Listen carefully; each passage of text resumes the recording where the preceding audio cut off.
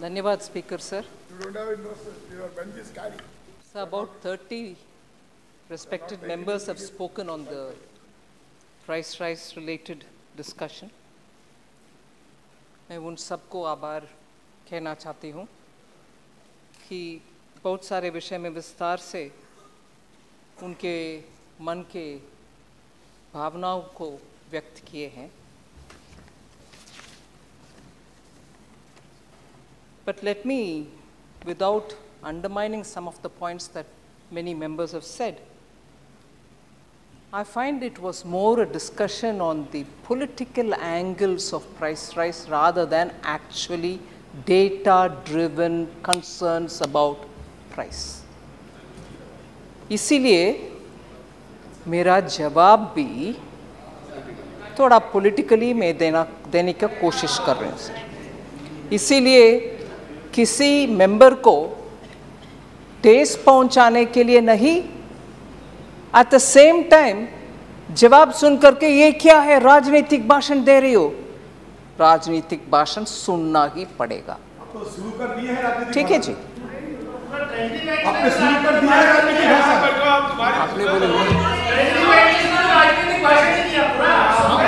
आपने बोले स्टार्ट आपने किया. So इस बीच में ऐसे इंटरप्शन आना भी मुझे कुछ दिक्कत नहीं है सर. मैं बिल्कुल आपकी अनुमति से आगे बढ़ती हूँ. जब आपको तो अच्छा नहीं लगेगा, लेकिन मैं सदन में वैधान नहीं पैदा होने दूंगा. हाँ सर, आप हैं इसीलिए मैं उसके ऊपर चिंता नहीं करूँ. आप उनको परमिशन मत दो कि वो वैधान पैदा करें. Sir, let us please be in this house looking at India today compared to what is happening in the rest of the world.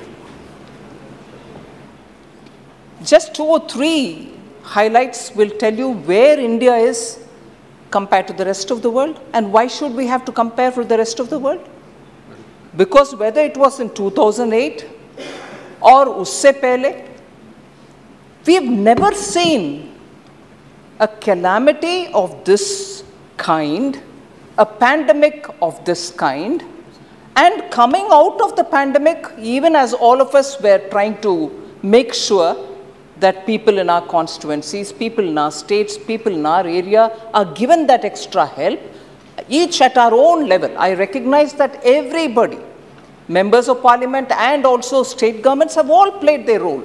Otherwise, India today will not be where it is compared to the rest of the world. So I fully credit the people of India for this kind of a, even against adversity, that we are able to stand up and be recognized as the fastest growing economy. And this is not my assessment.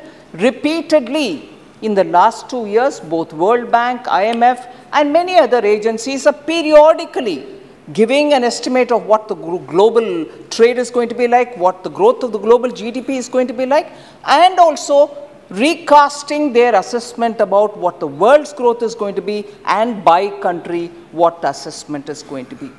And each time when they have reviewed, when they've downgraded the global growth, when they have reassessed saying no, it is not as we thought 6 months ago, it is worse, it is getting worse. In each of these times, India also has been reduced in terms of the growth it is expected to achieve, but even after that, we remain as the fastest growing. If it was with 8.2%, now it may be 7.4%. But even as the entire globe's growth is being reviewed, reassessed, re-estimated, each time we remain at the highest. So it is important for us to, first of all, as Indians, appreciate that our people have gone through this pandemic, Delta wave, Omicron wave, and after that the way in which global value chains have hit us. But in spite of that, because of the various steps taken by the government and also by the Reserve Bank of India, we are remaining much better than most countries. I think we...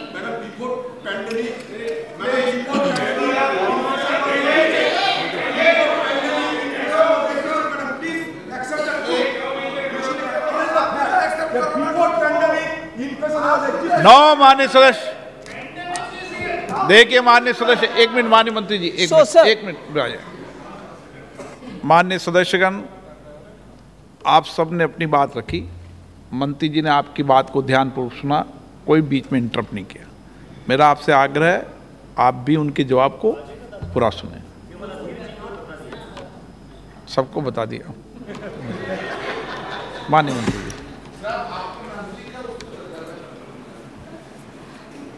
So, globally, when the situation is really like this, and every agency after agency is assessing the situation by country, and repeatedly in their assessment, India has remained the highest, I think this House, irrespective of the party differences, will have to feel proud for this country and its people. They have struggled. State governments have helped. People are dying, farmers are committing suicide. How can we be proud? अरे कोई बीमारी है क्या भैया? कभी अभिमान नहीं होगा इस देश के ऊपर। एक मिनट आप नहीं, देश तो हमेशा रहेगा। And it is exactly this, sir. It is exactly this which I'm trying to address. It is not that the country doesn't have problems. We have to work together to do it, and we are trying to do it. But even as we are trying to do it, and even as the global agencies are saying, this country is suffering like that country is suffering with these problems, a third country is suffering with something else, and India is like this. It's a moment that all of us will have to be true to ourselves, rather than, excuse me, ma'am, do you have a problem if I speak? There's nothing about warring here. I'm sorry, I take objection to that, Honorable Speaker, sir.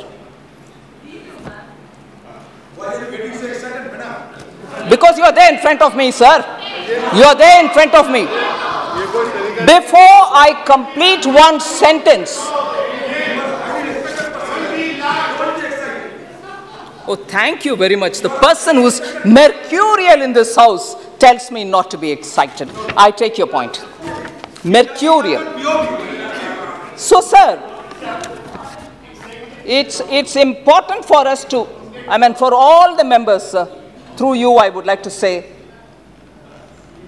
I'm quite convinced of every input given, and I think it's my duty to respond. But even before hearing me, if there's mockery, I will take it definitely seriously to reply those who like to mock rather than hear. So I would seek your indulgence on that. Sir.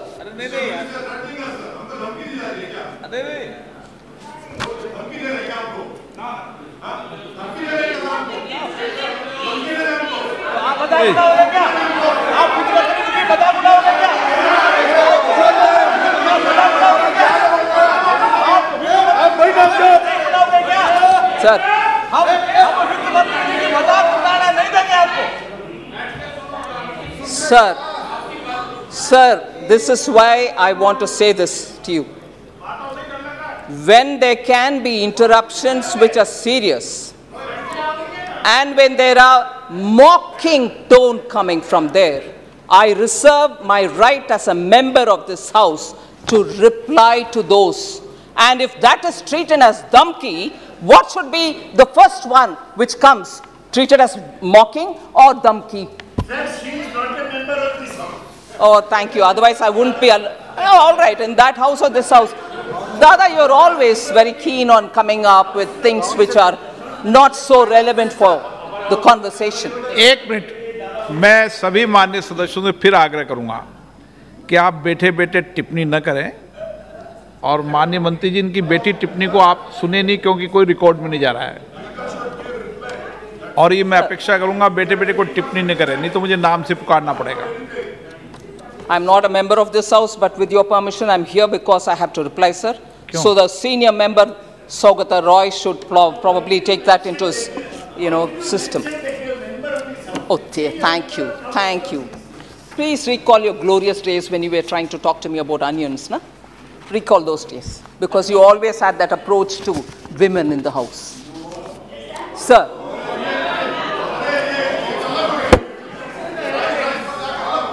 आप बोलिए ना, आप बेटे बेटे टिप्पणी मत सुनिए आप कोई.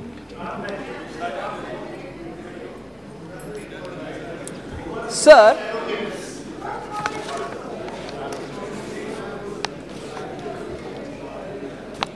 the GDP of the US fell 0.9% in the second quarter, following a 1.6 decline in the first quarter, marking a start of what they call themselves an unofficial recession. There were some members who were saying, even Adirji mentioned, are we going into a stagflation? And will the finance minister please reply? I will first of all start with the last speaker, but the leader of the opposition here. There is no question of India getting into recession or stagflation. Adirji, you please be assured there is no question of us getting into either a stagflation or, like the US, they may say technical recession, whatever.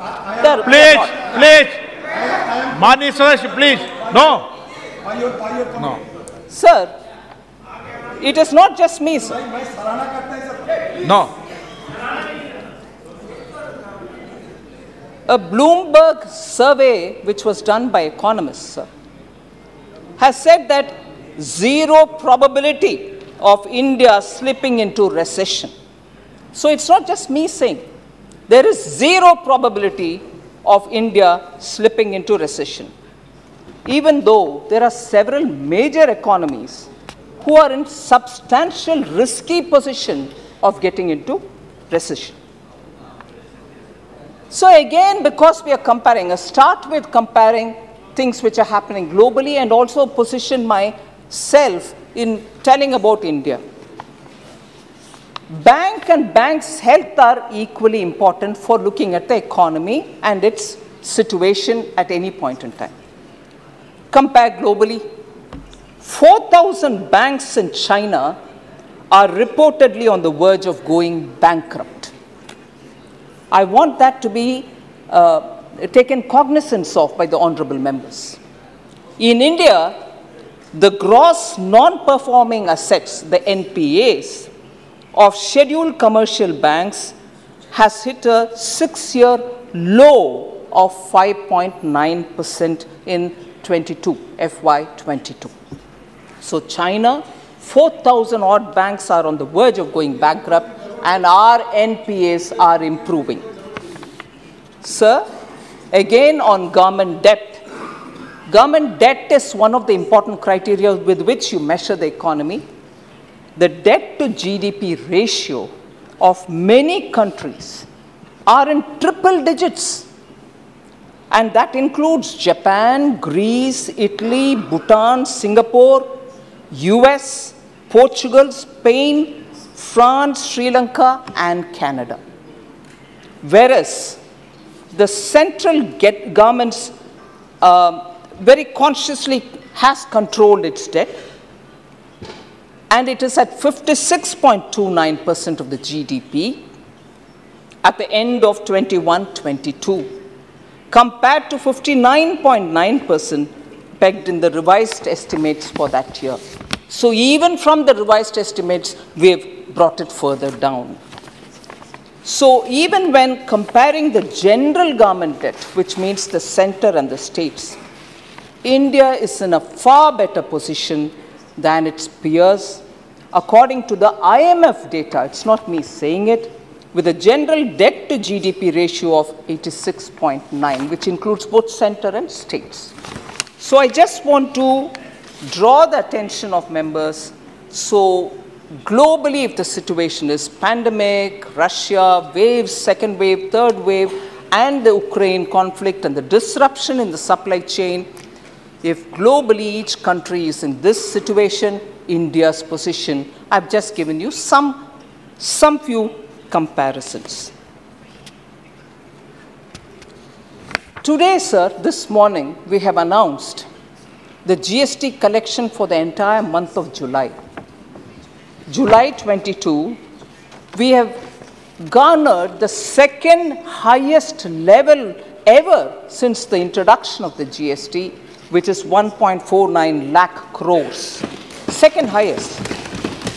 And compared to the last year, this is one of the highest amount. This year in April, you may be aware, I'd like to gently remind, in April 2022, it was 1.67 lakh crores, which was the highest reached. Now we've got in July 22, the second largest, which is 1.49. This is the 5th consecutive month that collections have been above 1.4 lakh crores. GST collections have been above 1.4 lakh crores consecutively for 5 full months. So the Manufacturing Purchasing Managers Index, which has also come out only in the morning, I think, and it is at 8 months highest number of 56.4 for July. So the trend for output and new orders are strengthening, so the economy is really getting even more robust. The PMI rose from 53.9 in June, I said it is 56.4 in July, well above the 50 level, which is what shows it separates that there is no addition if it is below 50, but it has remained at 50 level, separating growth from contraction for a 13th month in a sequence. So India's 8 infrastructure sector, all of them grew in double digits for the second consecutive month in June. Data released on, for the month of June showed the core sector grew at 12.7% in June year on year.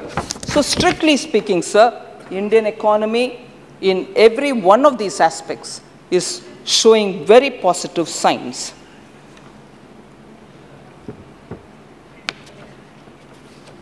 I remind myself about the line Honorable Member Supriya Sule said, you know, it's enough, you can't be going on talking about earlier days. Now you've had enough number of time. She compared also very untypically to a married woman who enters the house. She gets to be a part of that house and you don't anymore say we are new, whereas what has been there and all that. But in these kind of situations where constantly questions are based not so much on facts, I'm not talking about Supriya ji alone, but in general, when facts will have to be reminded, because the way in which questions are being asked as though it didn't exist earlier. Even now the leader of opposition said, please accept that inflation existed before the pandemic also. Inflation exists, sir. At what level is the question? So conceding to that point, I have no difficulty. Inflation exists. But at what level? And that is why, if you will pardon me, Honorable Member, I would like to go back to recalling. Let's not forget, for a small taper tantrum, I'm saying small today, of the Fed of 2008, the problem continued till 13, that the Indian economy became a fragile 5 country. But what are we today in? Pandemic, second wave, Omicron, India, Russia, Ukraine, supply chain, even today largest supply component suppliers around in China still under lockdown in several areas. In spite of that, we have held the inflation well within 7 or even below. And that has got to be recognized. Oh yes, sure, I will speak. So, just gently, some bullets will have to be remembered. हमें याद करना आवश्यक है, क्योंकि बार-बार 8 साल पहले का यूपीए का क्यों बात कर रहे हैं? हाँ, बात करने का आवश्यकता नहीं है. हम बोल सकते हैं हम क्या कर रहे हैं, कितना अच्छा कर रहे हैं. शायद और बेहतर कर भी सकते हैं, मगर हम क्यों बार बार उसको जिक्र करना चाहिए? क्योंकि उसका इंटेंसिटी क्या है? एक ही था पैंडेमिक भी नहीं है, वो एक फेड का प्रॉब्लम था, यूएस रेट बढ़ा दिया, उनका लिक्विडिटी कंप्रेस करने के लिए कोशिश किया, वो सिर्फ एक प्रॉब्लम था, उसके असर इतना पड़ा कि भारत देश फ्रजाइल 5 देश में एक हो गया था 2013 में। मगर अब तो हम झेल रहे हैं pandemic, second wave, Omicron, China में जगह जगह पर लॉकडाउन, और आज भी ग्लोबल ट्रेड नॉर्मलसी तक नहीं पहुंचा। फिर भी हम मैनेज कर रहे हैं हमारी इन्फ्लेशन को 7 और 7 के नीचे रखने के लिए। इसीलिए मैं उदाहरण कोट करना चाह रही हूं sir. Retail inflation was more than 9%, अभी 7% है। 7 से कम होने के ही प्रयत्न हर बार हुआ है, 2 बार उसका अच्छा नतीजा भी पहुंच गए, मगर 9% से ज्यादा 28 मंथ्स को आप एक इकट्ठा करके देखेंगे, उसमें 22 मंथ्स में 9% से ज्यादा था। यूपीए के कार्यकाल में 9% से ज्यादा। अभी जब हम 7 में हैं और 7 से नीचे कम करने के लिए कोशिश कर रहे हैं, फिर भी हमें बोला गया इन्फ्लेशन, आप क्या कर रहे हो इन्फ्लेशन? 22 मंथ्स को आपने 9% से ज्यादा रखा इन्फ्लेशन, वो याद करिए ना प्लीज एक बार।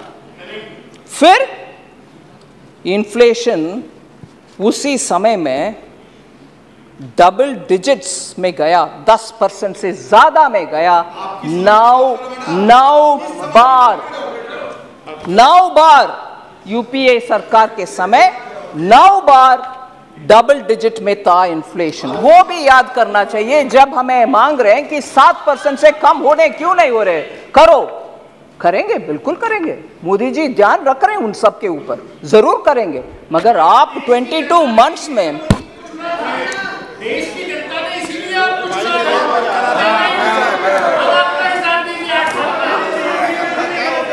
दानिश जी, आप उठकर सही प्रश्न पूछे। ओ ठीक है सर, उनका नाम अगर दोबारा उठेंगे तो नाम ठीक है सर।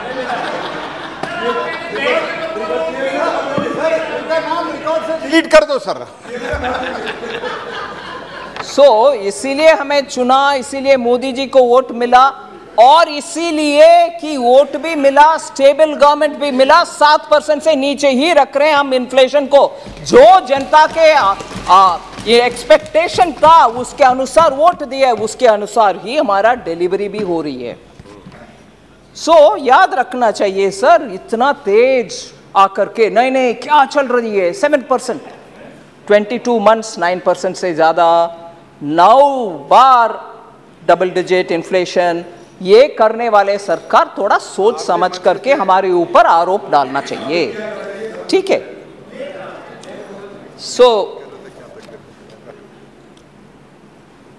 इससे ज्यादा मैं इन्फ्लेशन के ऊपर और बोल सकती हूँ सर, मगर समय भी हो रहा, आगे बढ़ती हूँ। महंगाई कम कैसे करोगे ये बताओ? अरे 7 से कम हो रही है जी, बिल्कुल बिल्कुल। बाजार में आग लग गए हैं। आपको निभाने की क्या कदम उठानी चाहिए?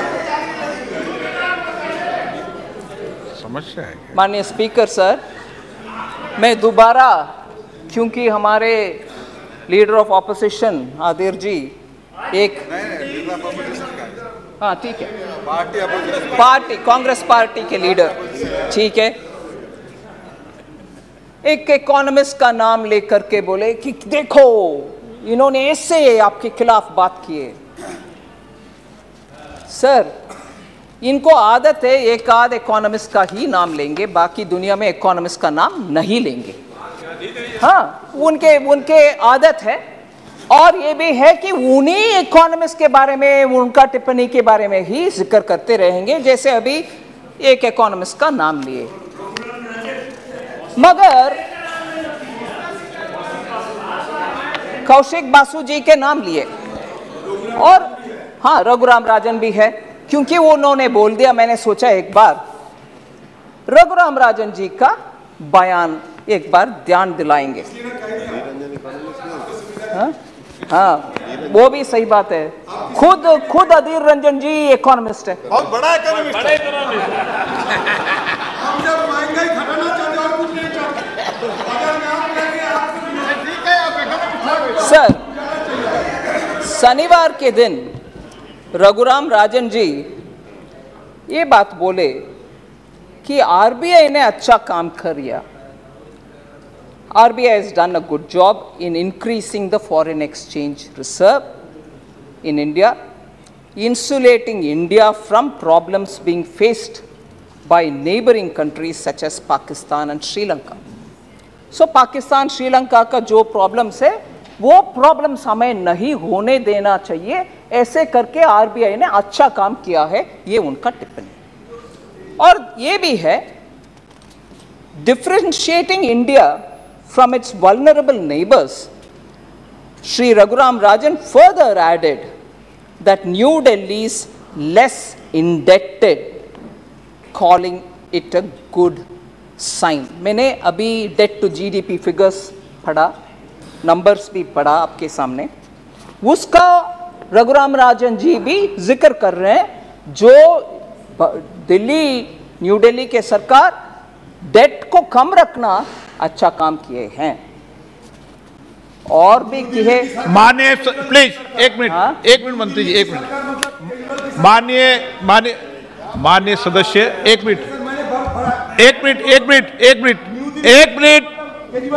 मिनट। माननीय सदस्य, आप वरिष्ठ माननीय सदस्य हैं, आप हर सेकंड में उठना ये उचित नहीं है, ये तरीका ठीक नहीं है आपका, बिल्कुल नो गलत तरीका आपका है। आप माननीय मंत्री जी,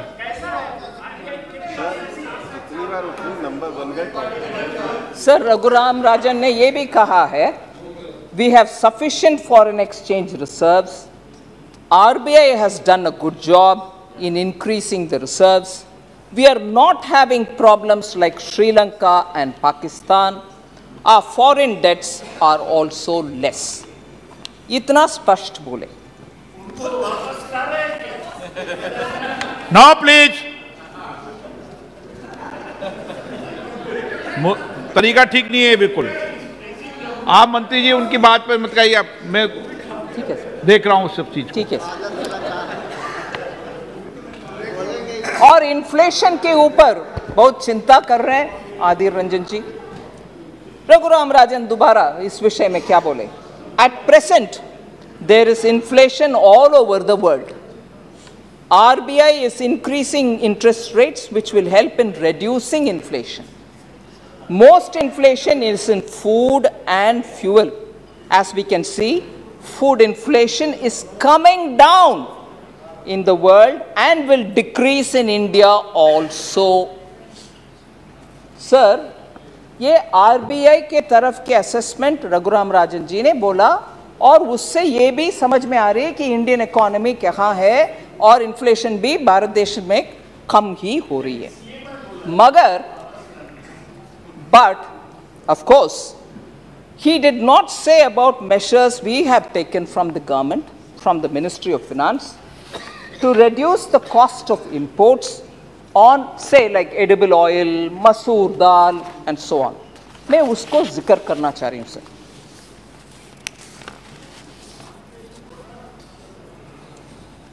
Central government has reduced customs duty on crude palm oil from 35.75, Adir ji suniye, 35.75% to first 8.25 and now to 5.5% only.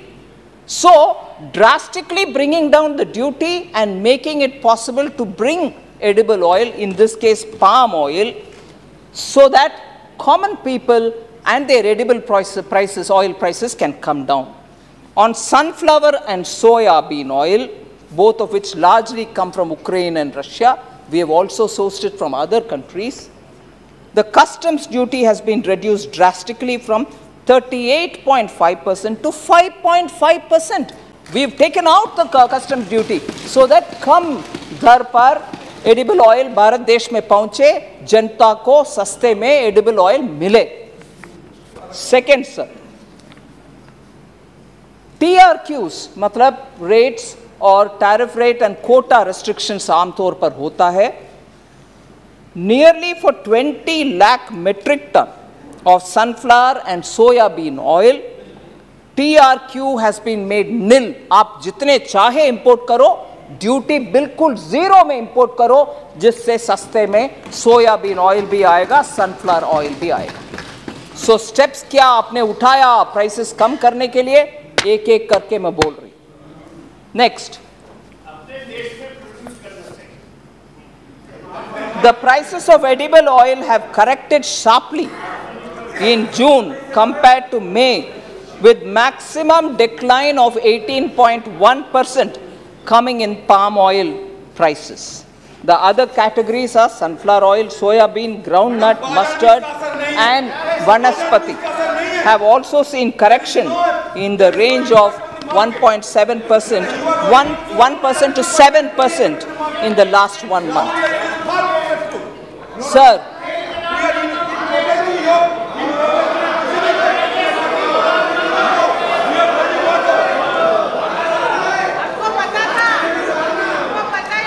Sir, मुझे दुख लग रहा है, बाहर जाकर के प्राइस राइस के ऊपर सरकार भाग रही है, डिबेट नहीं कर रही है। कहने वाले कांग्रेस आज जवाब सुनने के लिए तैयार नहीं है, बाहर वो भाग रहे हैं बाहर, जवाब सुनने का क्षमता तक नहीं है उनको।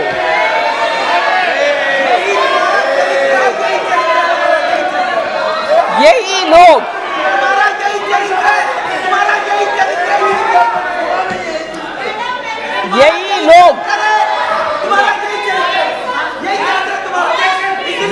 लोग पिछले एक सप्ताह से करो बहस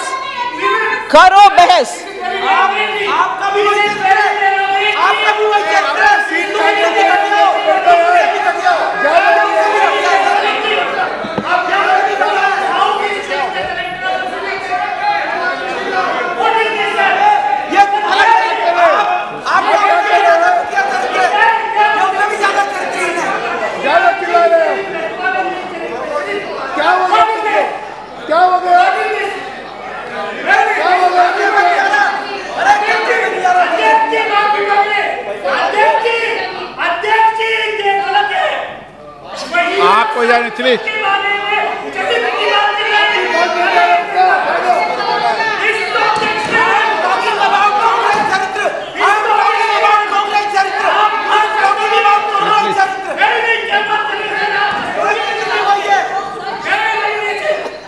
माननीय मंत्री जी, what have I done? They can go out, I shouldn't say. Sir, customs duty on masoor has been reduced.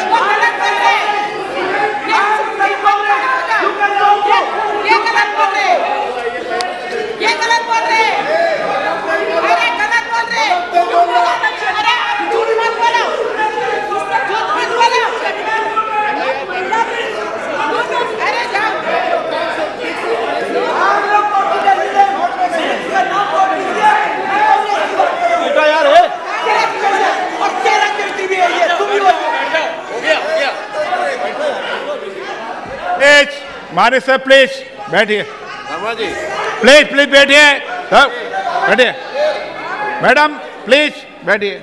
माननीय मंत्री जी, सर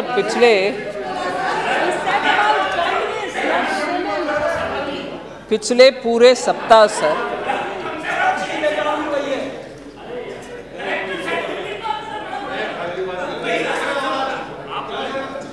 पिछले एक सप्ताह और उससे पहले से भी प्राइस राइस के ऊपर चर्चा मांगने वाले कांग्रेस और हमारे पार्लियामेंट्री अफेयर्स मिनिस्टर बार बार बोल रहे थे कि जब तक मेरा हालत कोविड से वापस आऊंगी तब तक प्लीज सह जाइए, फिर करेंगे। आपकी अनुमति से आज हो रही है और उसके लिए मेरा शुभकामनाएं देने वाले अधीर रंजन जी, प्लीज आप स्वस्थ रहो वगैरह, वो जवाब सुनने को तैयार नहीं है, निकल गए। पूरे कांग्रेस निकल गए sir.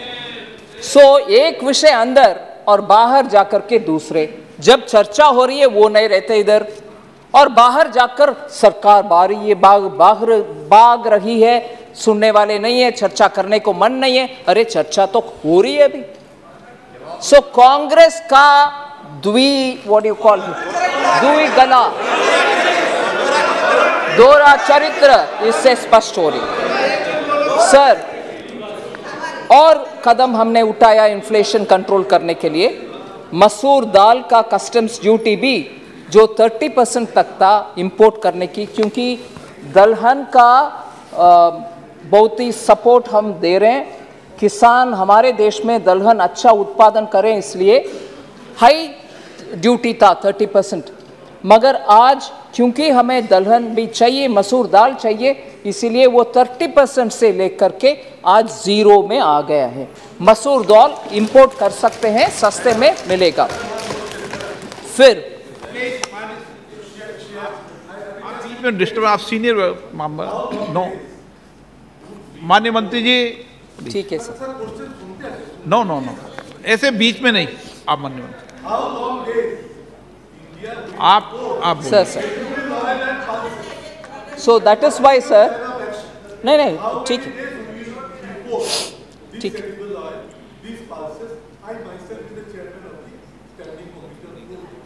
No, I fully recognize, I understand your question. So I want to know that All right. in what manner we are going to be self-sufficient. All right. So far edible oil and pulses are Sir, आज का इस परिस्थिति में, क्योंकि inflation को कम करना है, तुरंत करना है, पिछले 2-3 साल से प्रधानमंत्री जी दलहन के लिए, तिलहन के लिए बहुत ही सारे कोशिश कर रहे हैं। हर स्टेट में हर मंत्री के साथ बात करके इसको विस्तार करने के लिए, उत्पादन विस्तार करने के लिए, फिर भी क्योंकि आज हम प्राइस के विषय में चर्चा कर रहे हैं और तुरंत हमें जनता को सस्ते में पहुंचाना चाहिए, इसीलिए इंपोर्ट को अलग कर रहे हैं। इसका मतलब ये नहीं है हमारे किसान के खिलाफ हम जा रहे हैं। हमारे किसान को जितने भी प्रोत्साहन देना है, जितने भी बोनस वगैरह देना है दलहन और तिलहन के लिए, वो जरूर करेंगे। Sir, similarly, customs duty on steel was rationalized significantly. I know Pinaki ji raised an issue. I will address that. Further, customs duty was also exempted on iron and steel scrap, while customs duty was also rationalized on copper scrap. ये क्यों important है? MSME का raw material में उनको prices high जाने में, उनको उनके बिजनेस करने में बहुत ही दिक्कत था। उनका रिप्रेजेंटेशन बहुत मिला, इसीलिए उनके रॉ मटेरियल सस्ते में मिलने के लिए कस्टम्स ड्यूटी इन सभी प्रोडक्ट्स के ऊपर हटाया गया। फिर customs duty has also been exempted on coal, met coke, coking coal and ferro nickel. ये सब भी स्टील इंडस्ट्री को भी चाहिए, एमएसएमई इंडस्ट्रीज को भी चाहिए, उनको उनके सुविधा के लिए उन विषयों में भी कस्टम्स ड्यूटी ने कम करवाया। हमने कस्टम्स ड्यूटी को कम करवाया। फिर स्टील प्राइसेस डोमेस्टिक मार्केट में अभी गिरावट है, क्योंकि ऑलमोस्ट 10%, आई थिंक ऑलमोस्ट 1/10 उसमें कमी हुआ है, क्योंकि we have reduced the rates of the duties and imposed export duty. Prices of domestic benchmark hot rolled coil steel at the traders end have slipped by about 8%, or about 5,500 per ton since May 18. So top steel makers have also quoted prices for June that are lower by 4,500 or 5,500 a ton. इसका सरासर benefit MSME को मिलेगा, जिससे उनका कारोबार में अच्छा चलने में इकोनॉमी भी उसका बेनिफिट उठा सकेंगे। In textiles sir, customs duty on key raw products like nylon chips, nylon yarn and caprolactam have all been rationalized. Anti-dumping duty was revoked on key raw materials like viscose fiber, PTA and other fibers and yarn, so that raw material for textile industry will also be available. Customs duty on raw cotton has also been fully exempted. Raw cotton का बहुत ही demand, और आजकल textile industry में उसके बारे में बहुत चर्चा है, उसमें भी ऐसे करके मैं बहुत सारे और भी उदाहरण दे सकती हूँ जिससे इन्फ्लेशन कंट्रोल के लिए और सस्ते में रॉ मटेरियल हमारे लोग को मिलने के लिए बहुत सारे कदम हमने उठाया. 38 lakh tons of metric tons of free food grains were provided for every month for 8 months to 75.8 crore beneficiaries. हम सबको मालूम है. This year too, वो September 22 तक हमने अनाउंस कर दिया. सिर्फ एक विषय माननीय अधीर जी ने पूछा मगर निकल गए, CPI के बारे में बात करो, WPI के बारे में बात करो. सर 2012-13 में CPI बेस्ड इन्फ्लेशन 10.505 था, 13-14 में 9.38 था परसेंटेज, 14-15 में 5.83, 15-16 में 4.91. ऐसे करके हमारे कार्यकाल में 6.16 2020-2021 में पहुंचा, मगर वो भी 10% से तुलने में कुछ भी नहीं है. 10% था 2012-13 में, ये याद रखना चाहिए सर. और एक और लिस्ट ऑफ गुड्स के बारे में मैं बोलना चाह रही हूँ. 2011-12, 12-13 में फूड आइटम्स का टोटल 12.34 था, वेरस अभी 1920 में 7.35. ऐसे करके हर लिस्ट में अभी जो रेट है सर, चाहे वो फूड ग्रुप हो, पान सुपारी टोबैको हो, फ्यूल एंड लाइट हो, हाउसिंग हो, क्लोथिंग हो, फुटवेयर हो, सभी विषयों में CPI इंडेक्स का, इंडस्ट्रियल वर्कर्स का नंबर कम है. वो डबल डिजिट में, अभी हमें सिंगल डिजिट में है. सो ये सब याद दिलाने के लिए मैं बोल रही हूँ. और एक और विषय, क्योंकि विदेश से हमें बार बार कंपेयर कर रहे हैं हमारे सदस्यगण. मैं जब रघुराम राजन जी का बयान बोलते हुए बोले कि भारत देश का हालात श्रीलंका से बेटर है और बांग्लादेश से बेटर है, वो रघुराम राजन जी का बयान है. और बार बार बहुत सारे बार लोग बोलते हैं, अरे बांग्लादेश को देखो, वो इतना हमसे ज़्यादा अच्छा चल रहे हैं और हम ऐसे रुक गए.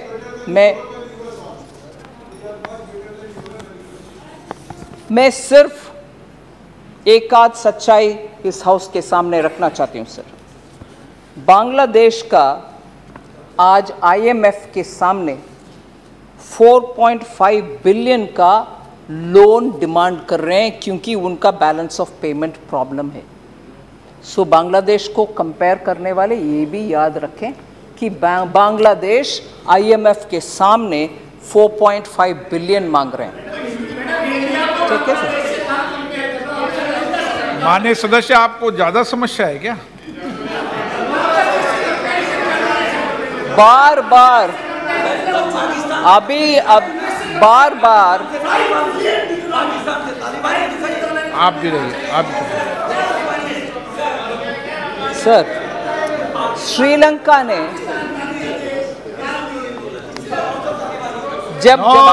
जब जवाब मिल रही है सर, और उस जवाब से ये पता चल रही है कि भारत देश का हालात बहुत बेहतर है, अरे बांग्लादेश के साथ आप क्यों कंपेयर कर रहे हो? बांग्लादेश को कंपेयर करने वाले कितने नहीं है हमारे सामने जो बोलते थे हमें कि बांग्लादेश को देखो, PPP परचेसिंग पावर पैरिटी के इनकम, GDP के पर कैपिटा GDP कितना है देखो, बोलने वाले आज मेरे सामने दिख रहे हैं जी. उनके लिए मैं जवाब दे रही हूं. श्रीलंका 3.5 बिलियन IMF के सामने मांग रहे हैं सर. पाकिस्तान के बारे में IMF के उनके अपने ही प्रेस रिपोर्ट में से टोटली एक स्टेज पर एक अमाउंट कुल मिलाकर के 7 बिलियन मांग रही है पाकिस्तान IMF के सामने. भारत देश का हालात वो नहीं है। हमारे पास पूरे रिजर्व्स है, इसीलिए हमारा मैक्रो इकोनॉमिक फंडामेंटल्स परफेक्ट है। जो मैं दोबारा कोट करना चाहती हूँ, रघुराम राजन जी भी आरबीआई को क्रेडिट करते हुए बोले, सर और ये भी है, ये सिर्फ इधर नहीं है, पार्लियामेंट में भी क्वेश्चंस में भी पूछा गया है कि माननीय सीधे बैठिए। माननीय सदस्य, आपको कह रहा हूं मैं कि आप सदन में कैसे बैठते हैं उसकी गरिमा बना के रखें। पैर पे पैर ऊपर रख के नहीं बैठा जाता कभी। मैं नाम से नहीं बोल रहा ताकि अच्छा नहीं लगे लोगों को, इसलिए इशारे में समझ जाए सब। इशारे में समझ दो। बांग्लादेश से कंपेयर क्यों कर रही हो, श्रीलंका से कंपेयर क्यों कर रही हो? इसी विषय के ऊपर बहुत वरिष्ठ नेतागण ऑपोजिशन में, भारत भी श्रीलंका के जैसे उसी रास्ते पर चल रहे हैं, बोला नहीं है? और अब जब मैं जवाब दे रही हूं, सर अरे आप श्रीलंका से क्यों कंपेयर कर रही हो? सभी देश अच्छा रहना चाहिए सर, मैं किसी देश को बुराई नहीं मांग रही। श्रीलंका हो, बांग्लादेश हो, सभी देश अच्छा रहना चाहिए, मगर हमें टोक टोक करके बोला गया कि हमारे देश भी श्रीलंका जैसे। शर्म है ऐसे बात करने वाले नेतागण को, शर्म।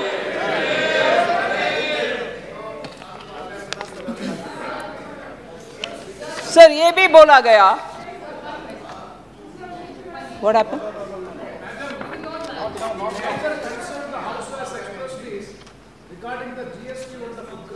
I'll answer all of that. No, आपको मैंने अलाउ नहीं किया। आपके बेट की मंत्री जी, मैंने अलाउ तो नहीं किया उनको। सर मुझे तो सभी प्रश्न, मुझे दुख हो रही है सर, मुझे दुख हो रही है कि 5 घंटे चल सकते हैं विवाद और डिस्कशंस, मगर जवाब थोड़ा लंबा चौड़ा हो गए, 1 घंटा, वो भी वरिष्ठ। कम ऑन प्रेमचंद्र जी, मैं जवाब दे रही हूं हर एक पॉइंट के लिए सर, लंबा हो रही है, मैं क्या करूं? इतने सारे विषय उठाया, उसका जवाब देना है कि नहीं देना है? ये भी बोला गया कि आप आज का हालात में और डिमोनेटाइजेशन से कंपेयर करते हुए अभी भी लिक्विडिटी ज्यादा है इकोनॉमी में, आपने ये ऐसे कर दिया वैसे कर दिया। मैं बोलना चाह रही हूं सर, लॉकडाउन के समय और उसके बाद आत्मनिर्भर भारत के अनाउंसमेंट के समय मुझे बहुत सारे लोग सुझाव दिए कि प्रिंट करो करेंसी, प्रिंट करके सबको बांटो, जनता को न्याय करो, उनके हाथ में पैसा रखो। ये सब आया सर। हाँ? मुझे वो सब बोल करके सर, ये सब बोल करके अभी लिक्विडिटी देखा कि कितना हो गए, डिमोनेटाइजेशन से अभी तक लिक्विडिटी इतना हो गए, आपने प्रिंट करा इसीलिए। सॉरी, डेटा लीजिए, फैक्ट्स के अनुसार हाथ में रख के बात करिए।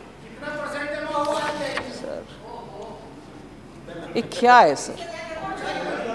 सर 2018-19 में इंडिया में 22% था sir, as a percent of GDP. ये मैं सेंट्रल बैंक का बैलेंस शीट के बारे में बात कर रही हूं, जिससे समझ में आता है कितना प्रिंटेड है वगैरह। 22%, 1920 में 27%, 2020-21 में 29% और 21-22 में 26%। ये सेंट्रल बैंक, हमारा रिजर्व बैंक का बैलेंस शीट के बारे में बात कर। यूएस का, यूएस से कंपेयर करिए, बांग्लादेश श्रीलंका क्या चीज है, यूएस से कंपेयर करिए। बोलने वाले को प्लीज ये गौर से सुने। आप तो मुझे सुना दें, उनको मत सुनाओ। यूएस 2018-19 में उनके सेंट्रल बैंक में, उनके बैलेंस शीट में as a percentage of GDP, उनके सेंट्रल बैंक का 2018-19 में 20%, 19-20 में 19%, 2021 में 35% और 21-22 में 38%, जबकि हमारा 26%। और यूरोजोन 2018-19 में 39%, 19-20 में 39%, 2021 में 42% और 21-22 में 67% सर।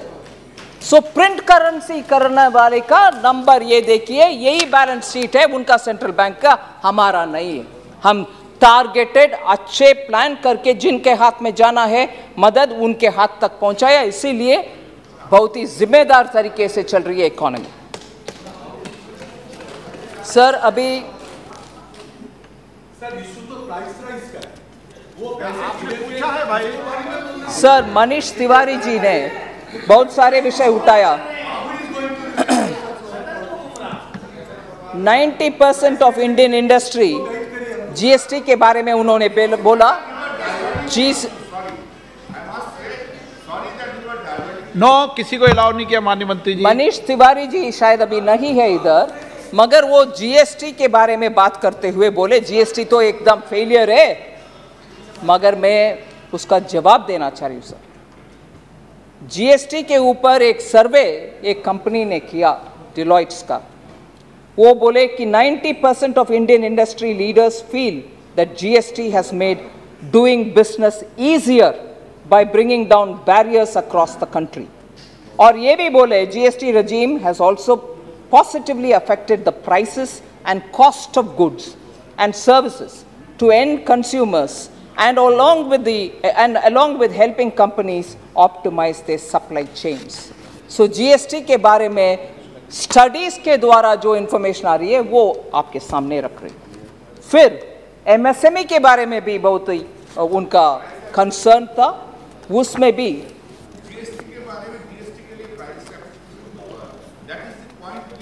माननीय मंत्री जी जीएसटी MSME के ऊपर मैंने बोल दिया कि क्या क्या तरीके से उनको रॉ मटेरियल सस्ते करने के लिए कोशिश कर रहे हैं। और ये भी मैं बोलना चाह रही हूँ, पैंडेमिक के समय emergency credit liquidity guarantee scheme उनको दिया, दैट हैज सेव्ड, एंड ये SBI का रिसर्च से आए हुए फैक्ट्स है।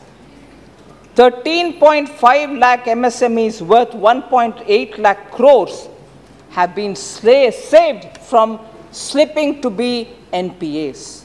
13.5 lakh MSMEs को 1.8 lakh crore रुपया पहुंच करके उनको सर्वाइव करने का चांस दिया गया है। This is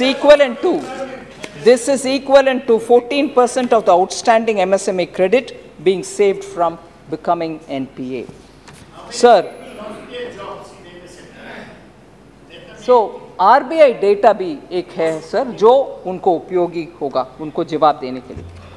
टोटल ये बात बार बार उठाया गया कि आपने पेट्रोल डीजल में बहुत कमा रहे हैं, सेस के द्वारा कमा रहे हैं, इतने कमा दिया, वो चला गया कहाँ मालूम नहीं हो रही है, स्टेट्स को कम हो रही है। मैं RBI का डेटा कोट करते हुए आप सबके सामने विषय रखना चाहती हूँ। RBI data says total developmental expenditure incurred by Modi government between 2014 to 2022 is 90.9 lakh crore, far higher than is being alleged by some sections of the opposition. In contrast, 49.2 lakh crore was spent between 2004 and 14. 2004 and 14 के अंदर development expenditure इतना था 49.2, whereas 2014 to 2022 90.9 lakh crores have been spent on development expenditure. जरूर पैसा excise जो cess और duty collect किया वो सब नीचे डेवलपमेंट एक्सपेंडिचर को जाता है। केंद्र सरकार के पास जमीन नहीं है, मगर जमीन केंद्र राज्य सरकार के पास है, उधर डेवलपमेंट एक्सपेंडिचर होता है, वो पैसा पूरे उधर ही जाता है आखिर। सो केंद्र सरकार ने कमाया, किसके जेब में गया? किसी का जेब में नहीं गया, हर राज्य में डेवलपमेंट में खर्च उठाया गया।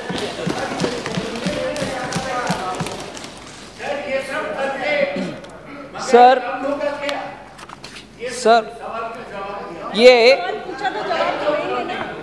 फूड एंड फ्यूल के ऊपर ये ठीक है, डेवलपमेंट रोड बना दिया, मगर गरीब को ध्यान रखा नहीं है। बिल्कुल रखा गया है, उसका भी मैं बोल रही हूँ।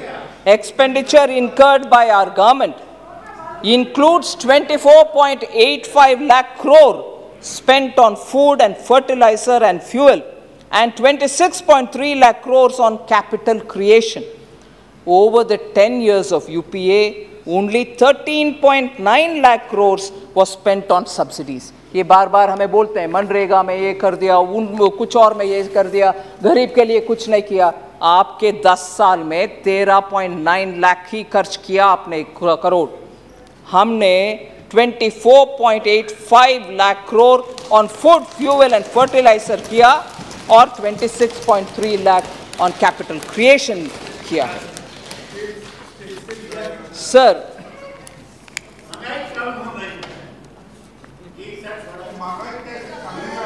एक्सट्रीम पॉवर्टी, ये विषय बहुत ही इंपॉर्टेंट है। एक्सट्रीम पॉवर्टी में लोग पैंडेमिक के समय चला गया, आपने ध्यान रखा नहीं है। नहीं, वो भी सच नहीं है। यूएनडीपी के रिपोर्ट आया है सर, जिसमें वो स्पष्ट बोल रहे हैं कि while soaring food and energy prices can push up to 71 million people around the world into poverty, the UNDP report said that chances of those in India, particularly those who are earning $1.9 per day, slipping into poverty due to this upturn would be 0. Bharat में गरीबी रेखा के नीचे जाने वाले लोग का संख्या 0 होगा, ये यूएनडीपी का रिपोर्ट है। और उसमें यह भी बोला है, a recent comparative assessment of price and income support measures, वो बोल रहे हैं कि assessment of price and income support measures show that targeted transfers not only help poorer households cope with price spikes, but also have significantly lowered the impact on carbon emissions. So ये targeted हमारे subsidy देने वाले उस scheme को सराहना करते हुए UNDP report बोल रही है गरीबी रेखा के नीचे 0% लोग इंडिया भारत में जाएंगे, ये रिस्क हमें नहीं है। सर फर्दर आईएमएफ का भी है, मगर उसमें नहीं जा रही हूं। Specifically on GST, item by item बहुत सारे कमेंट्स आया, उसका मैं जवाब देना चाहती हूँ। जीएसटी ऑन पेन, पहले विषय सर, जीएसटी ऑन पेंसिल। हमारे माननीय सदस्य खनिमोड़ी जी, एक यूपी से एक लड़की ने प्रधानमंत्री जी को चिट्ठी लिखा पेंसिल का दर के ऊपर। मैं first of all I want to say sir, pencil के ऊपर कोई चेंज नहीं किया गया। ओके सर, बच्ची ने लिखा है, ठीक है, मगर बच्ची ने किसको लिखा है सर? माननीय प्रधानमंत्री जी को, क्योंकि उनको भरोसा है उन तक लेटर पहुंचेगा, वो सुनेंगे और उनको जो करना है वो करने के लिए वो तैयार रहेंगे। किसी और को तो वो लिखने के लिए वो बच्ची का मन में नहीं आया, वो भी हम ध्यान में रखना चाहिए। और ये बात मैं बोलना चाहिए ज़रूर, हाँ सॉरी, नो सर, मैं ज़रूर इसका जवाब तमिल में भी दूंगी,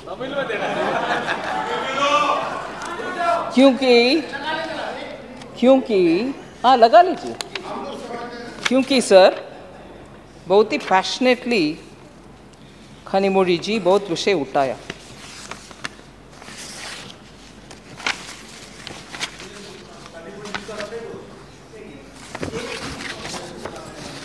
बाकी वो जीएसटी पेन के ऊपर, पेंसिल शार्पनर के ऊपर, हॉस्पिटल बेड के ऊपर मैं आती हूँ।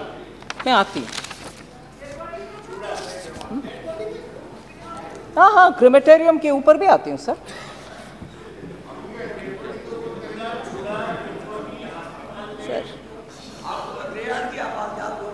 नवंबर 3 தேதி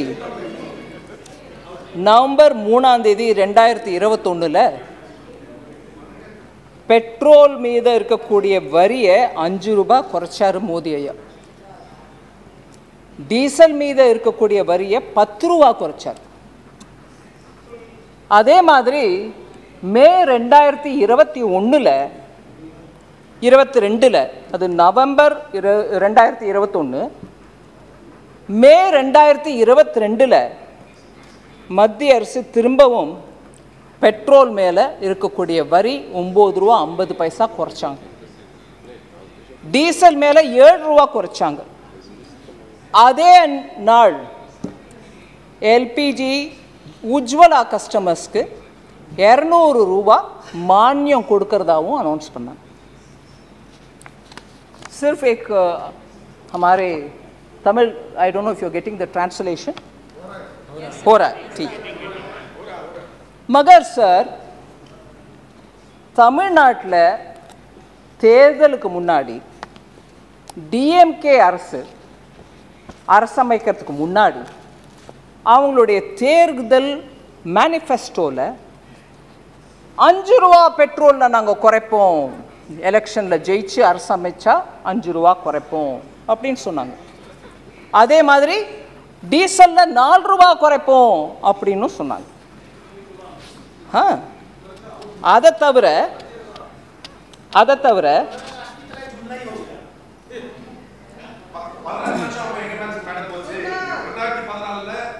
sir I am continuing sir state government அதே மாதிரி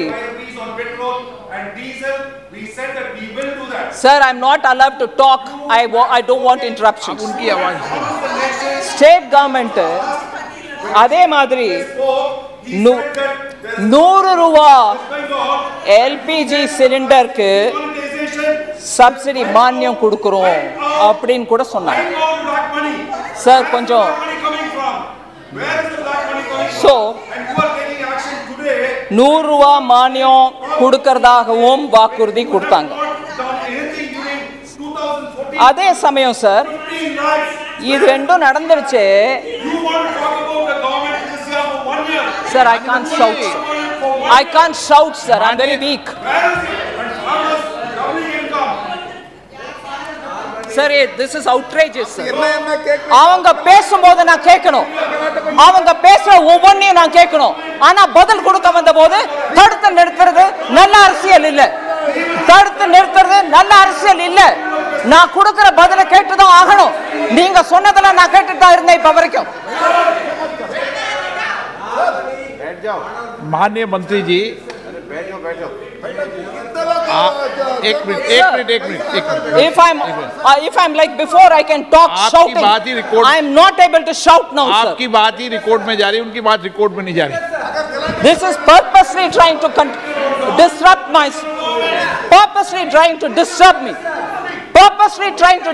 me because I'm telling the truth. If they have objection, they should speak afterwards. Thank you.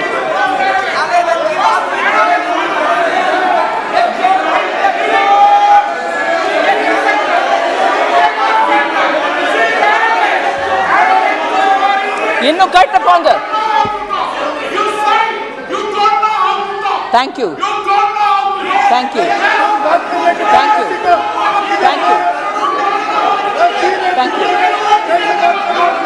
Sir, what is this sir? ये क्या है सर?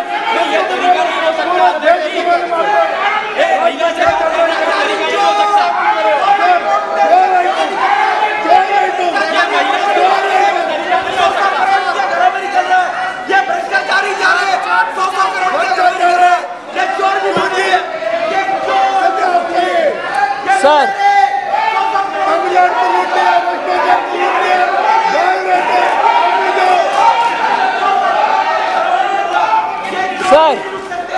क्योंकि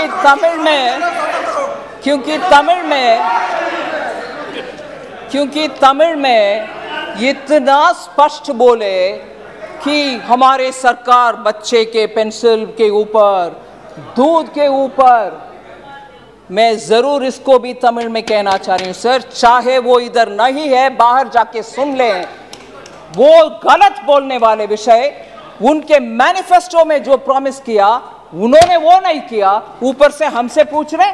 और ये भी एक दुख की विषय में बोलना चाह रही हूं, जब पत्रकार लोग जाकर के उनसे पूछे आपके मैनिफेस्टो में आपने बोला आप क्या कम नहीं किया, क्यों नहीं किया, केंद्र सरकार 2 बार ये कर चुके हैं, आप क्यों नहीं किया, उस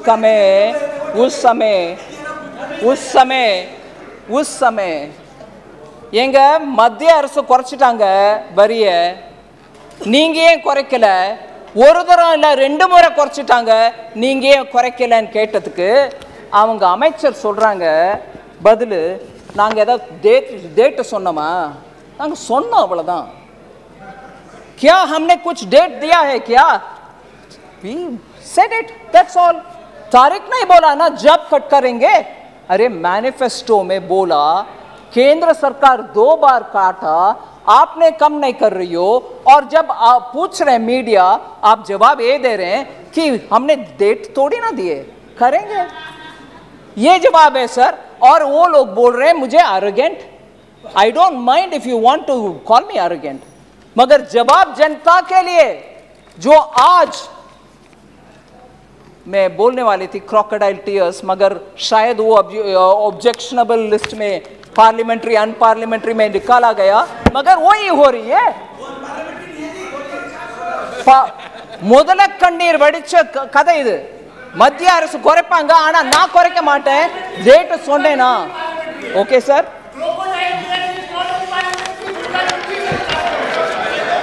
और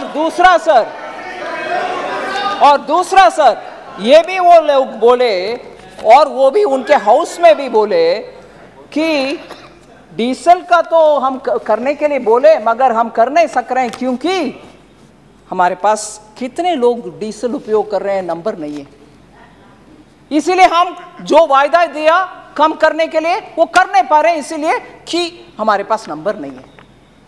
सो आखिर कुछ भी कटौती नहीं हुई, केंद्र सरकार के द्वारा 2 बार कटौती होने के बाद भी वो कम नहीं किए, और आज खड़े होकर के हमसे बार बार पूछ रहे कि पेट्रोल डीजल एलपीजी को भी सब्सिडी देने के लिए बोले कि हम नहीं देंगे। सो மத்திய அரசு மேல குற்றச்சாட்டு வைக்கிறதுக்கு முன்னாடி நீங்க உங்க வாக்குறுதியை ஏன் நிறைவேற்றலன்றதை எடுத்து சொல்லணும்। 2 முறை நாங்க குறைச்ச பிறகு கூட நீங்க குறைக்கல, और इवन वर्स आज पाल वेला कुறைஞ்சு जास्ती பண்ணிட்டீங்க, दूध के ऊपर आपने डाल दिया जीएसटी, कहने वाले तमिल डीएमके के नेतागण को मैं पूछ रही हूं, मान लीजिए हमने क्लियरली बोले ब्रांडेड दूध के ऊपर लगेगा, लूज में दूध खरीदो कुछ जीएसटी नहीं है, और केंद्र सरकार को इतना टिप्पणी करने वाले डीएमके सरकार क्या किया है सर, वो ब्रांडेड आइटम्स के ऊपर मैं बोल रही हूं, लूज के ऊपर तो कुछ नहीं कर सकते, उसके ऊपर टैक्स नहीं है। ये लीजिए, मान लीजिए 1 केजी का दही खरीदना है, डीएमको को बता रहा है तो उनकी भाषा में बता। हाँ, மத்திய அரசு மேல இவ்வளவு கோமா ஜிஎஸ்டி போட்டுட்டீங்கன்னு சொல்ற டிஎம்கே, பிராண்டட் ஐட்டம்ஸ்க்கு மேல தான் டாக்ஸ் போட்டிருக்காங்க ஜிஎஸ்டி கவுன்சில், அது மத்திய அரசு போடல, மோடி ஐயா போடல, ஜிஎஸ்டி கவுன்சில் உங்க மந்திரியும் உட்கார்ந்து இருக்கக்கூடிய ஜிஎஸ்டி கவுன்சில்ல தான் நிர்ணயம் ஆச்சு, அதுல 5% தான் பிராண்டட் ஐட்டம்ஸ்க்கு மேல வரி போடணும்। இன்னைக்கு பப்ளிக்கா நியூஸ் பேப்பர்ல வந்திருக்க ஐட்டம் உங்களுக்கு முன்னாடி வைக்கிறேன், 1 கேஜி தயிர் வாங்கினா 100 ரூபாய் பழைய ரேட்டு, அதுக்கு மேல 5% டாக்ஸ் போட்ட பிறகு அது 105 ரூபாய் ஆகணும், ஆனா நீங்க என்ன விலைக்கு விக்கிறீங்க 120, 5% ஜிஎஸ்டி கவுன்சில் போட சொல்லிச்சு, ஆனா நீங்க எவ்வளவு போடுறீங்க 1।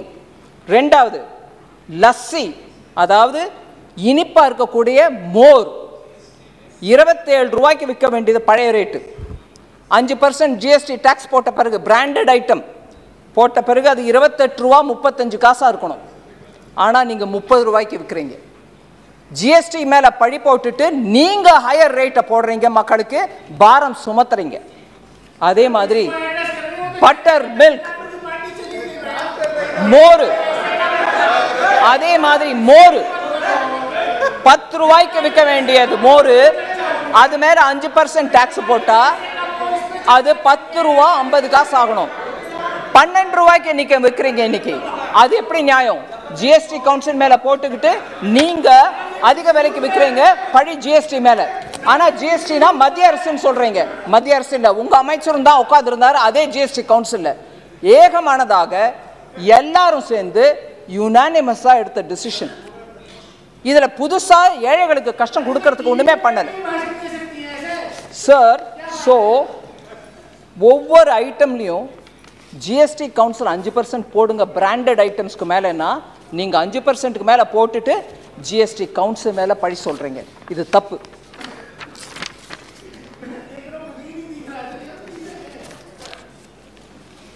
Sir, now I come to the general issues of GST. I want to tell you the recent decision taken in the GST Council on milk or any other item have all been discussed by the GST Council in full detail. I just want to highlight the fact that any GST Council decision is a decision of the GST Council in which all the ministers are present.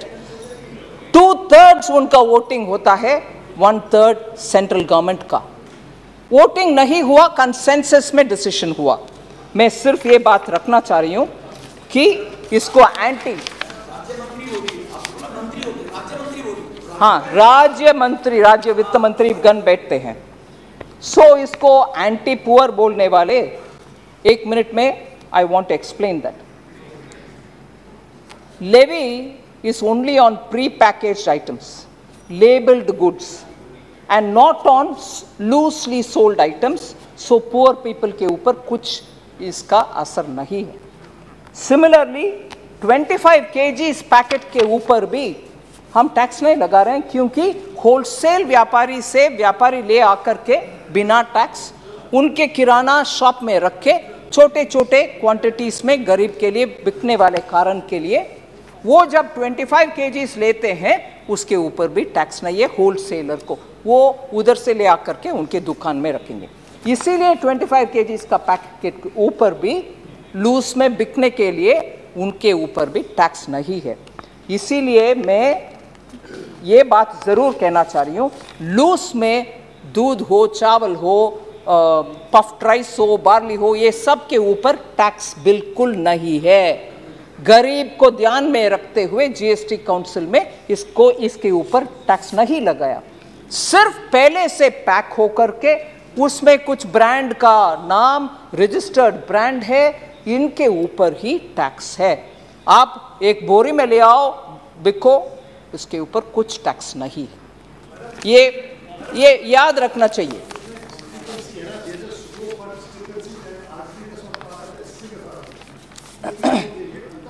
There is no discrepancy and every minister has sat through it. I want to highlight, sir, I want to tell you sir, इस decision में हम कैसे पहुंचा.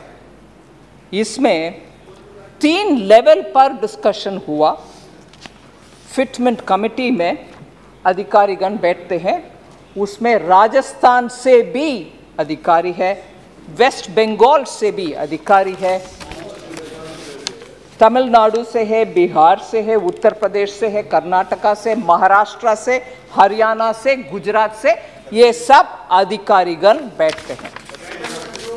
उसके बाद ये लोग के इंफॉर्मेशन ग्रुप ऑफ मिनिस्टर्स के पास आती है. ग्रुप ऑफ मिनिस्टर्स में वेस्ट बंगाल, राजस्थान, केरला, उत्तर प्रदेश, गोवा, बिहार मिनिस्टर्स बैठते हैं. वो इन सभी विषयों के ऊपर चर्चा करते हैं, फिर इसको ले आते हैं काउंसिल में. इसमें जीएसटी काउंसिल में ग्रुप ऑफ मिनिस्टर्स दोबारा इसके ऊपर भी है. उसमें पंजाब, छत्तीसगढ़, राजस्थान, तमिलनाडु, वेस्ट बंगाल, आंध्र प्रदेश, तेलंगाना, केरला, ये सब भी भागीदारी है. इतने लेयर के चर्चा के बाद ग्रुप ऑफ मिनिस्टर्स के बाद दूसरा ग्रुप ऑफ मिनिस्टर्स के बाद निर्णय जब लेते हैं, इन सभी मंत्रीगण साथ बैठ करके एक भी आवाज ना नहीं बोले, सब माना कि ये करेक्शन करना चाहिए। ठीक है सर। सो टोटली एक भी डिफरेंस ऑफ ओपिनियन नहीं था। सुप्रिया जी इधर नहीं है अभी, वो बोले दूध का दूध होना चाहिए, पानी का पानी। बोलो कौन इनकार किया, कौन क्या कहा?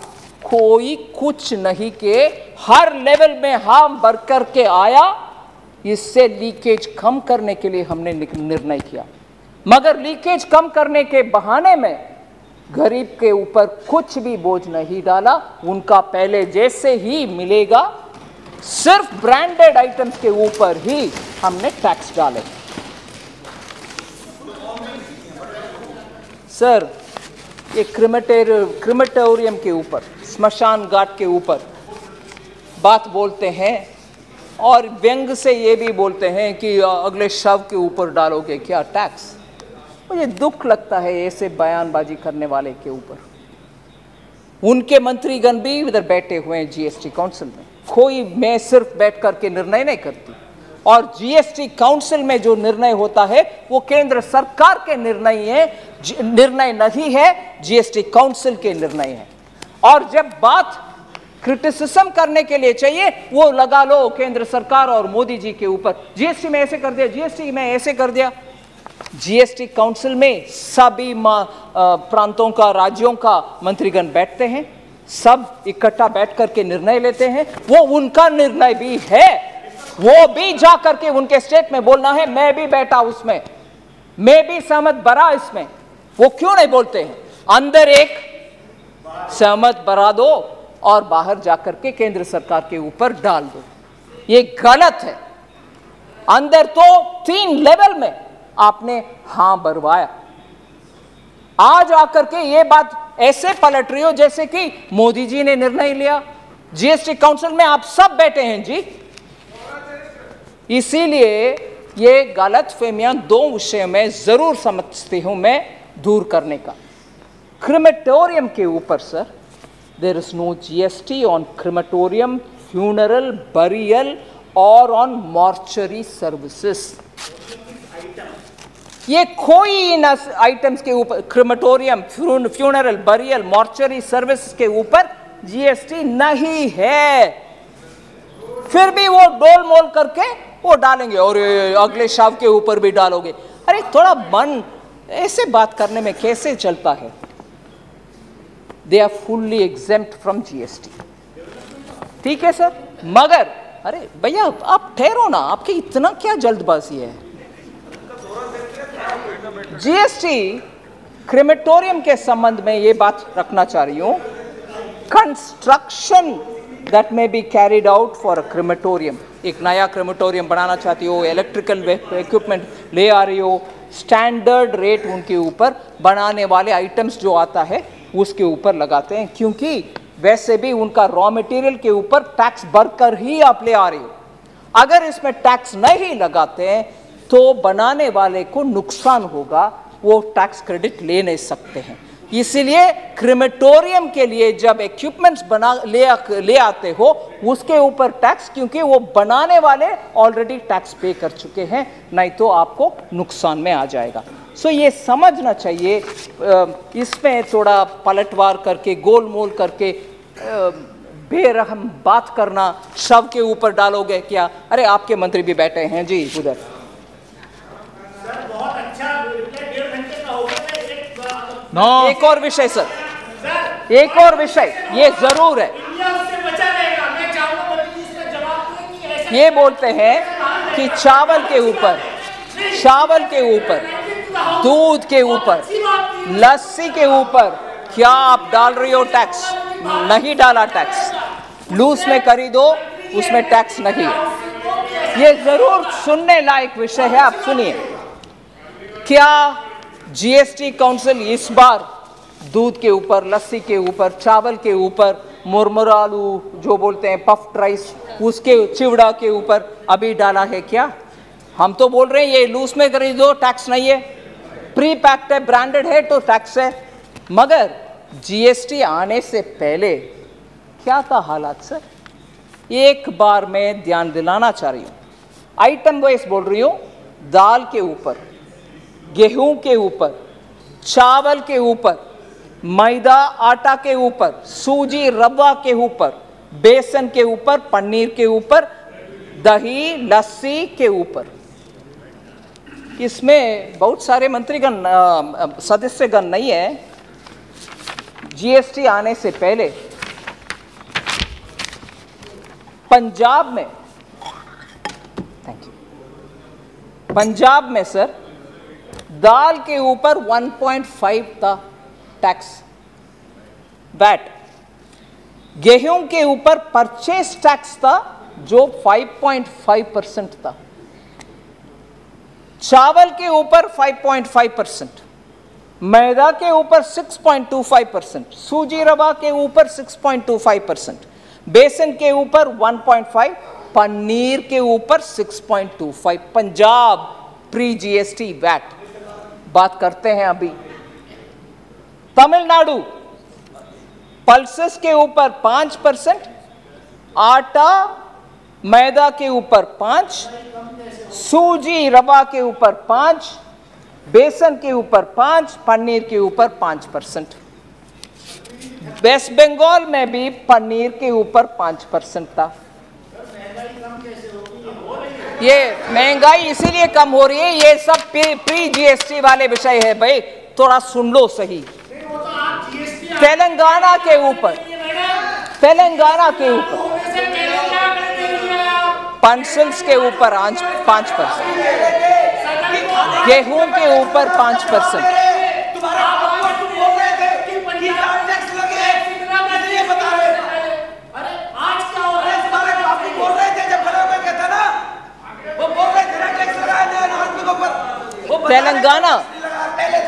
तेलंगाना में पल्सेस के ऊपर, दाल के ऊपर 5%।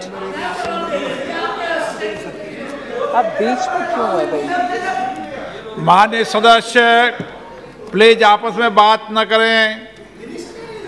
सर तेलंगाना में दाल के ऊपर 5%, वीट गेहूं के ऊपर 5, चावल के ऊपर 5, आटा मैदा के ऊपर 5, सूजी रवा के ऊपर 5, बेसन के ऊपर 5, पनीर के ऊपर 5% वैट था। सो ये जरा ये सभी स्टेट्स सोच ले कि आज क्या हो रही है। Sir Andhra Pradesh pre GST VAT 5%, हर एक के आइटम के ऊपर, दाल के, गेहूं के, चावल के, मैदा आटा सब के ऊपर। महाराष्ट्र पनीर के ऊपर 6%। सो हर राज्य, सर अपने महदूदी साहब आपके JNK में 14.5% था दही के ऊपर। सो झारखंड में ऐसे हर स्टेट में हुआ करता था जीएसटी। सब मुख्य रूप में हॉस्पिटल, नियम माननीय सदस्य प्लीज, हॉस्पिटल बेड्स के ऊपर बहुत ही मैंने आपको कई बार मौका दिया है, मैं अंतिम बार चेतावनी दे रहा हूं आपको। सदन व्यवस्था से चलता है, प्लीज।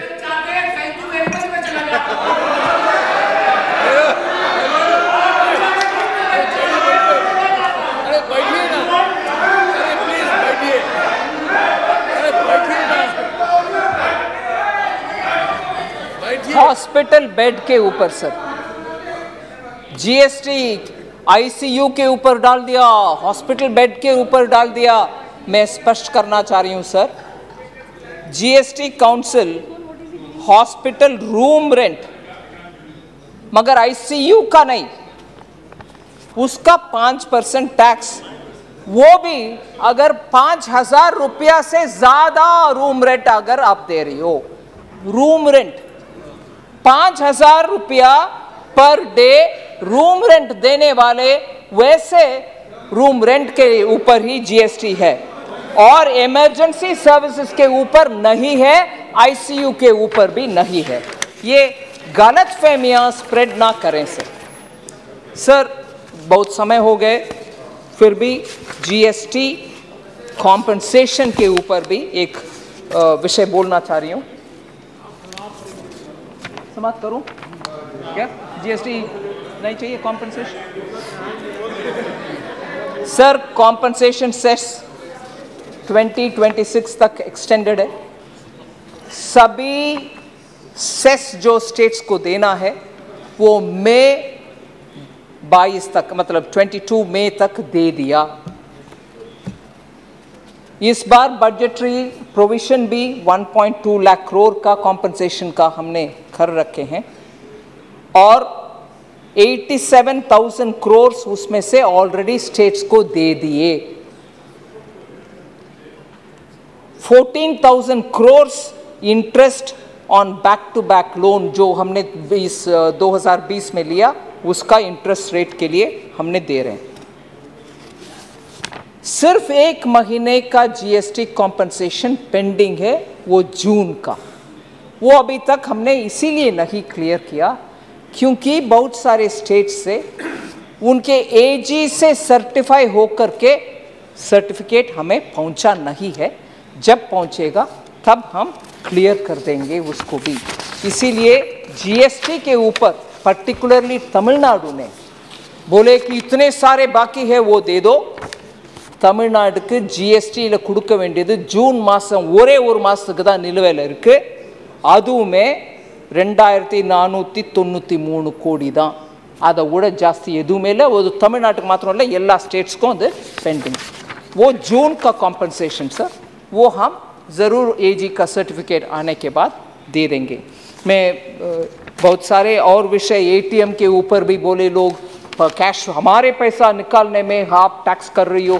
बिल्कुल नहीं सर, आपके अपने बैंक के एटीएम में 5 बार महीने में निकालो और दूसरे बैंक के एटीएम से आप ही के अकाउंट निकालो।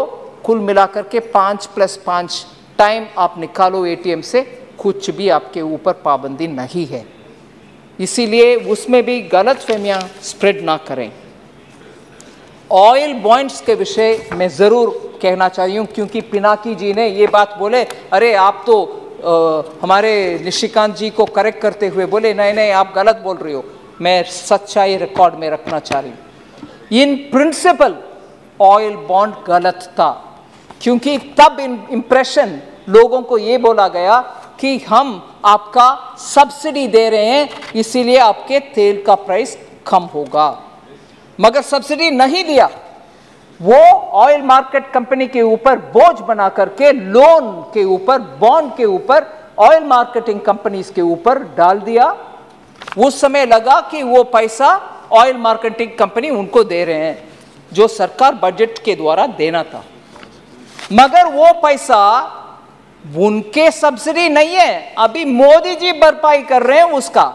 सो तब का सब्सिडी अब का मोदी जी का सब्सिडी बन रही है क्योंकि वो ऑयल मार्केटिंग कंपनी का बॉन्ड जो है उसको प्रिंसिपल और इंटरेस्ट हम पे कर रहे हैं, ना कि वो छोड़ कर चले गए। और कितना है वो 2005 और 6 में ऑयल बॉन्ड कितने इश्यू किए, मतलब कितना खर्च उठाए, लोन उठाए, 17,262। 2006-7 में 24,121, 2007-8 में 20,000 फलना, 2008-9 में 75,000 फलना, 2009-10 में 10,000, कुल मिलाकर के 1,48,186 total burden oil marketing company के ऊपर। उसको रीपेमेंट कब से शुरू हो रही है? 2014 मोदी जी आने के बाद से शुरू हो रही है और उसमें अमाउंट में बोल रही हूं सर, अभी तक repayment of oil bonds principal, सिर्फ प्रिंसिपल 3,500 करोड़ 14-15 में।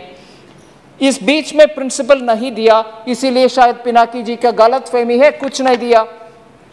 अभी 2021-22 में 38,723 करोड़ दे रहे हैं प्रिंसिपल, हम पे कर रहे हैं उसको।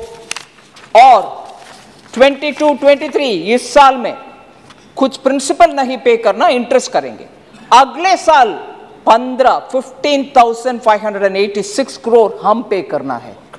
24-25 में 39,000 हम पे करना है। 25-26 में 36,913 हम पे करना है। कुल मिलाकर के 92,200 करोड़ मोदी सरकार दे रही है ऑयल बॉन्ड के लिए ऊपर। पिनाकी मिश्रा जी करेक्ट कर लें। और इसमें इंटरेस्ट का पेमेंट सर, ये तो हो गए प्रिंसिपल का। 2014-15 से 10,255, 9,989 एक एक करके इस साल तक 79,958 सिर्फ इंटरेस्ट का पेमेंट उसमें गया। किसके माल है? उस समय बोले कि हम दे रहे हैं सब्सिडी, मोदी जी उसका पेमेंट कर रहे हैं। सो ऑयल बॉन्ड के वजह से हमारे ऊपर बर्डन नहीं है।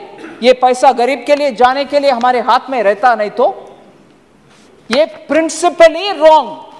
ऑयल बॉन्ड फ्यूचर के जनरेशंस के ऊपर बर्डन लगा करके, मगर आप श्रेय लेकर के चले गए। हमने तो आपके ऑयल प्राइस के लिए सब्सिडी दिए, गलत है। इट वॉज टोटली गलत। So I want to come to an end sir. इससे ज़्यादा टाइम नहीं लेते हुए, ये मैं ज़रूर कोशिश किए सब लोग का प्रश्न को जवाब दूंगी। सिर्फ एक विषय बार बार हमारे ऊपर डालते हैं, इसीलिए मैं बात करती हूँ।